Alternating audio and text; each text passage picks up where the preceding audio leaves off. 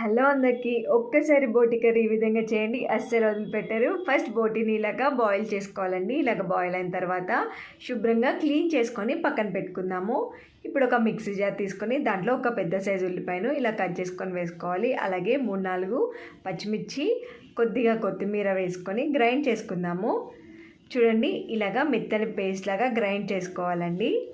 ఇప్పుడు దీన్ని పక్కన పెట్టుకొని ఒక కళాయి తీసుకొని దాంట్లో 4 టేబుల్ స్పూన్ ఆయిల్ వేసుకోవాలి. ఆయిల్ హీట్ అయిన తర్వాత కొద్దిగా జీలకర్ర, మనం ముందుగా గ్రైండ్ చేసి పెట్టుకున్న ఆనియన్ పేస్ట్ వేసుకొని పచ్చి వాసన పోయేదాకా ఫ్రై చేసుకోవాలి. ఇప్పుడు దీంట్లో కొద్దిగా అల్లం వెల్లుల్లి పేస్ట్ వేసి కలుపుకున్నాక 1/2 టేబుల్ స్పూన్ పసుపు వేసి మరోసారి కలుపుకుందాము.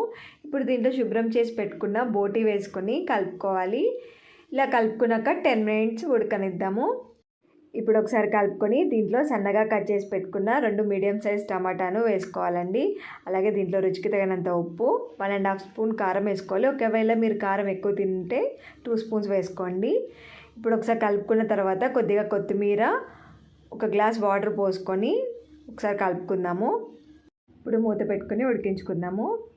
చూడండి, ఇప్పుడు మనకి బోటి కర్రీ అనేది రెడీ అయిపోయింది. చూసారు కదా ఎంత చక్కగా ఉందో గ్రేవీతో.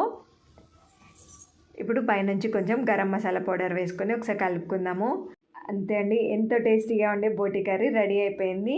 ఈ బోటి కర్రీని రైస్, చపాతీలోకి చాలా చాలా టేస్టీగా ఉంటుంది. మీరు కూడా ఒకసారి ట్రై చేసి ఎలా ఉందో కామెంట్ చేయండి. ఈ వీడియో నచ్చితే సబ్స్క్రైబ్ చేసుకోండి. Thank you for watching.